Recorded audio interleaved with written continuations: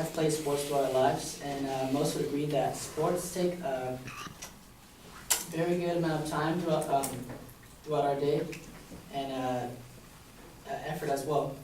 To play at a collegiate level would be increasingly difficult, and with many other student athletes competing for the same spots that you are, it would be very difficult to play on the team.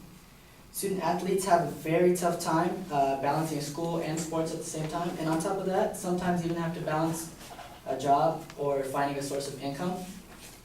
My claim today is that Division I athletes need some kind of supplemental funds beyond the scholarships that they earn. My supporting points today will be: one, that athletes have a limited ability to earn money.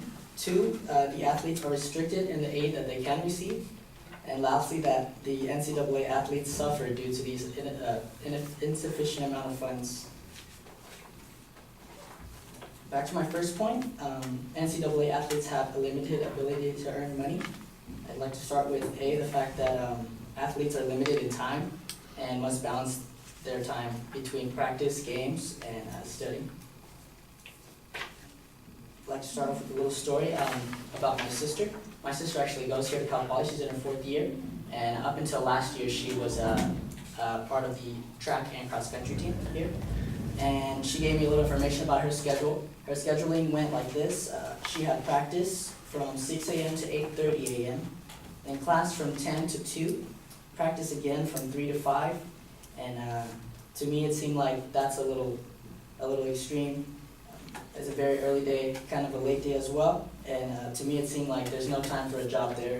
Many sports like cross country or track, which is basically running, require a lot of rest, and coaches really don't want you on your feet so often. Same thing go with a sport like football or basketball. According to a report by CBS News, only 2% of high school athletes receive a scholarship, and these scholarships include partial and full scholarships. So, I mean, whether you're getting a full or partial, anything helps, but 2% is not a very high rate. Going back to the scheduling, many employers do not want to work around such a busy schedule. I know a lot of us have jobs right now, and not all of us are student athletes, but even with school, I know a lot of employers kind of frown on that and would rather go with another employee that doesn't have as much time to be going to school. And once again, many coaches prefer their players not to work to help provoke injury or which may prevent rest. My second point is that NCAA athletes are restricted on the aid that they receive. Scholarships are limited, and for someone like a walk-on athlete, aid may not be given at all. A study by Steve Berkowitz and Jody Upton of USA Today state that there was a growing budget disparity in NCAA football. I know this is just one sport, but they had an example that Kansas State football, they increased their revenue by $191 million last year and increased their spending by $267 million, which shows that less money's coming in and they are spending much more. Indiana University's National Sports Journalism Center also compiled a list of a lot of top programs in college football. And of the top 5 schools in their spending, it went from the fifth being $105 million and the top being $133 million. So with that amount of money being spent, there's less and less for scholarships and programs for the student athletes. Many students do not qualify for financial aid, and most student athletes are not allowed to see anything offered to them from involving their sport. On ESPN, I watched this instance where a coach was actually in trouble for buying his student athlete a breakfast burrito. To me, that's just it's not fair. They need something simple like that. Shouldn't be a big deal. Lastly, my point is that NCAA athletes suffer overall due to these insufficient funds. Many athletes have to take out loans, which create lots of debt for regular students and athletes. And only 1 to 2% of athletes make it to professional sports. This is according to Tony Manfred of the Business Insider.com.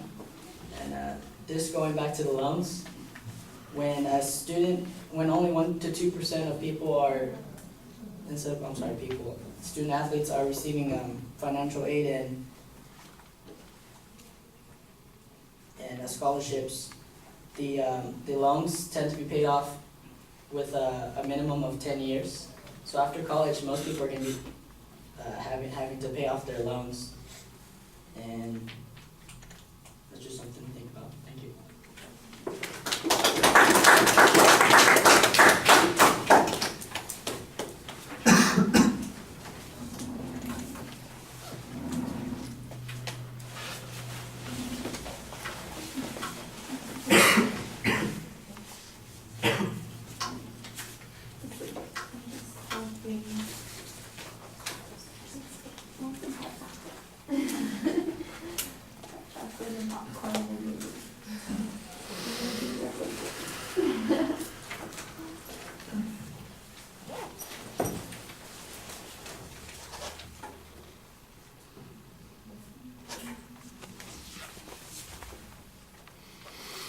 All right, Victor, the claim is very clearly stated. You've got an excellent layout of what the secondary points are going to be. Also, in the body of the speech, you did a very good job signposting those as you went through. So all the structural stuff is fine and solid. You don't have any problems there. The evidence and the reasoning, I think, is sometimes a little bit problematic because there's some presuppositions built in here. The point that talks about how there are limitations on what the athletes can accept or what access they have certainly seems to put a stress on the students in making those particular choices. Why that is more important or how that's got a negative consequence, there's not quite as much information on that.